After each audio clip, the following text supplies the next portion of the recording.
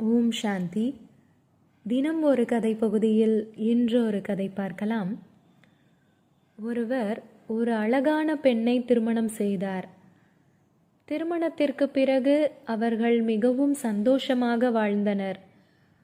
அவர் அந்த பெண்ணின் அழகை வியந்து அவளை மிகவும் நேசித்தார். சில மாதங்களுக்கு பிறகு அந்த மனைவிக்கு தோல் நோய் இருப்பதாக தெரிய வந்தது. அதனால் அவள் அழகை இழக்கப் போகிறாள் என்பது அவளுக்கு தெரிய வந்தது. இதை அறிந்த மனைவி, நான் அசிங்கமாக மாறிவிட்டால் என் கணவன் என்னை வெறுக்க ஆரம்பித்து விடுவார், அவரது வெறுப்பை என்னால் தாங்கிக் கொள்ள முடியாது என்பது போல் சிந்திக்க ஆரம்பித்து விட்டாள். அதே சமயம் ஒரு நாள் அவளது கணவன் சில வேலை காரணமாக வெளியூருக்கு செல்ல வேண்டியிருந்தது. அவர் தன் வேலையை முடித்துவிட்டு வீட்டிற்கு திரும்பும்போது அவருக்கு ஆக்சிடென்ட் ஆகிவிட்டது. அந்த விபத்தில் அவர் தன் இரு கண்களையும் இழந்து விட்டார். இதையெல்லாம் தாண்டி அவர்களது திருமண வாழ்க்கை நல்லபடியாக சென்று கொண்டிருந்தது. நாட்கள் கடந்தன. மனைவி அந்த தோல் வியாதியால் தன் முழு அழகையும் இழந்து விட்டாள். அவள் அசிங்கமாக மாறிவிட்டாள்.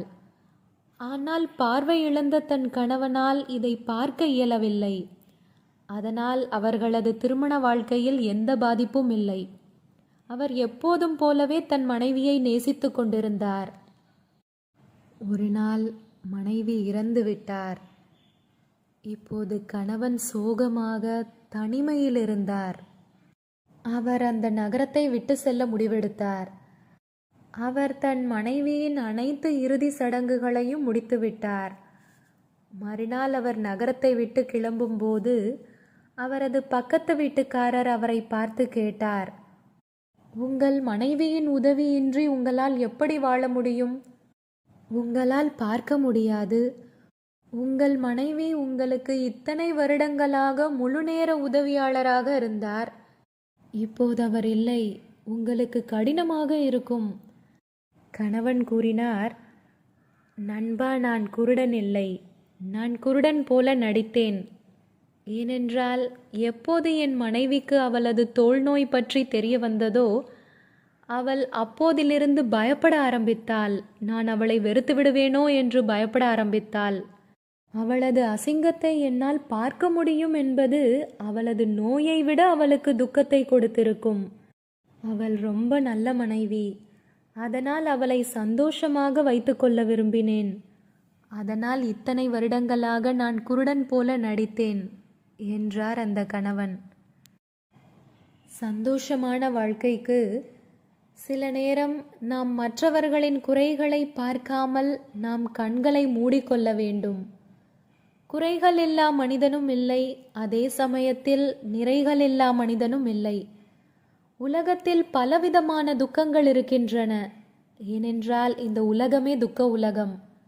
பொருளாதார பற்றாக்குறையினால் வரும் துக்கம், நோயினால் வரும் துக்கம், மற்றொரு துக்கம் உறவுகளின் துக்கம்.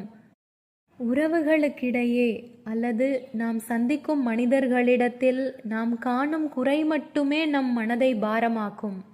இதுவே துக்கம். இந்த உலக நாடகத்தில் அவர்களுக்கு கொடுக்கப்பட்ட கதாபாத்திரத்தை கணக்கச்சிதமாக செய்கிறார்கள். அப்போது குறை எங்கே இருக்கும்? யாருடைய குறையையும் நாம் பார்க்கவில்லை, யாருடைய தவறுகளையும் நாம் பார்க்கவில்லை என்றாலே அது நம் மனதை சுகமாக வைத்திருக்கும். இதை குறைந்தது 21 நாட்கள் செய்து பாருங்கள். மனம் சுகமடைவதை உணர்வீர்கள். ஒருவேளை ஒரு நாள் தவறிவிட்டாலும் மீண்டும் முதலிலிருந்து கணக்கெடுங்கள். அதிலிருந்து 21 நாட்கள் செய்து பாருங்கள்.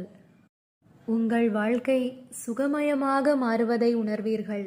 உங்களை நீங்களே ராயலாக உணர்வீர்கள். ஓம் சாந்தி.